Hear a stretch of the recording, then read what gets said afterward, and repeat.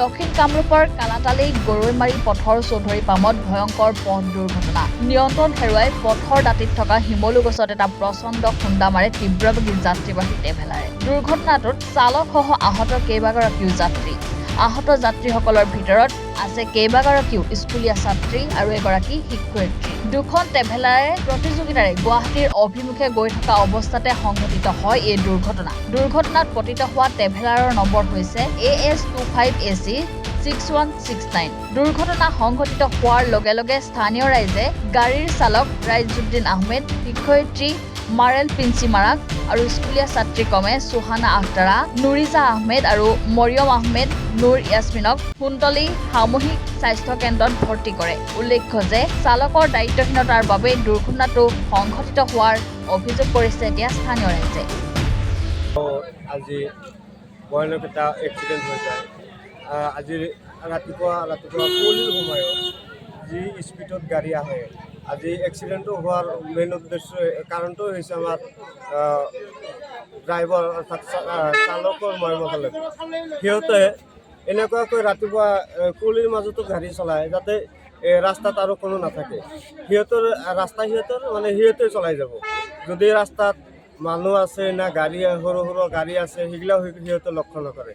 আজি যিটো এক্সিডেণ্ট হ'ল, সন্তুলিৰ পৰা গুৱাহাটী অভিমুখে যোৱা গাড়ীখন তীব্ৰবেগী আছিল, যিটো নেকি দুটা গাড়ী দৌৰা দৌৰিকৈ আহি আছিল, কোনে আগত যাব পাৰে তেনেকুৱা এটা কণ্ডিশ্যনত আজি আহি যিটো পিছফালৰ গাড়ীটো গৈ পিনে ৰাস্তাৰ ৰাইট ছাইডত যিটো শিমুলী গছ আছে সেই শিমুলী গছত লাগি যায়।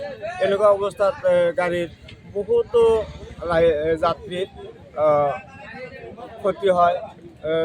আজি মেডিকেললৈ পঠাব লগা হ'ল। ইয়াত ক্ষুদ্ৰ এটা প্ৰাথমিক চিকিৎসা এটা লৈ এম্বুলেঞ্চৰ সহায়ত আমি সন্তুলি মেডিকেলত পঠাই দিলোঁ। কিমানজন আছিল যাত্ৰী? অনুমান গাড়ী ভৰ্তি আছিল যাত্ৰী, তাৰ মাজত 15-16জন গুৰুতৰভাৱে আঘাতপ্ৰাপ্ত হৈছে। আমি গাড়ীখন চালোঁ AS25AC 61690, এইটো সন্তলীৰ বাছ। আচলতে চালকজনৰ মইমতালি আছিল নেকি? একচুৱেলি চালকজনৰ মইমতালবী। মইমতালবী নহ'লে আজি এনেকুৱা দুৰ্ঘটনা নঘটিলেহেঁতেন। কিয়নো মই আগতেই কৈ গৈছোঁ যে যিটো ৰাস্তা আমাৰ একচুৱেলি গাঁৱলীয়া ৰাস্তাত গৰু ছাগলী নানান খেতি পথাৰত মানুহ এইফালৰ পৰা সেইফালেও যাব লগা হয়। সেই ৰাস্তাত ইমান স্পীডত গাড়ী আহি সিহঁতৰ কাৰণে যদি ৰাস্তা খালীও থাকে পাৰ হ'বলৈ ভয় হয়।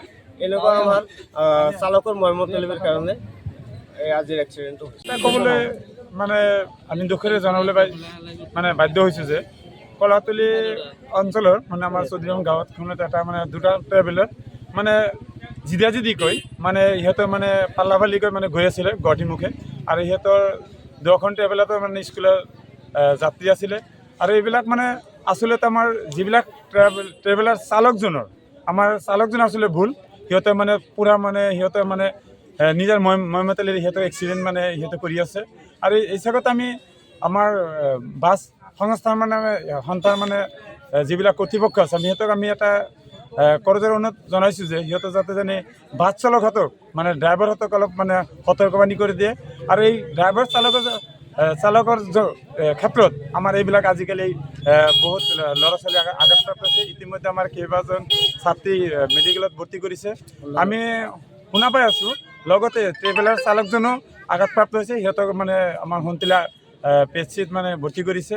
এই হিচাপত আমি সন্তুলা আৰক্ষী প্ৰশাসন আমি অনুৰোধ জনাওঁ যে সিহঁতক যাতে আমাৰ প্ৰত্যেকজন বাছ চালকজনক সিহঁতক ভালদৰে চলাবৰ কাৰণে সতৰ্কবাণী কৰি দিয়ে। আমি জনামতে যে সিহঁতৰ আমি জানো যে কিন্তু সিহঁতৰ বাছ অনুজ্ঞাপত্ৰ আছে বুলি, কিন্তু যেতিয়া এক্সিডেণ্ট হয়, যেতিয়া কিবা এটা এক্সিডেণ্ট হয় তেতিয়াহে সিহঁতে গম পাওঁ যে আচলতে চালকহঁতৰ বাছ অনুজ্ঞাপত্ৰ নোহোৱা হৈছে। Bureau report, any Bharat 24। নমস্কাৰ, মোৰ নাম নিৰুপম শইকীয়া।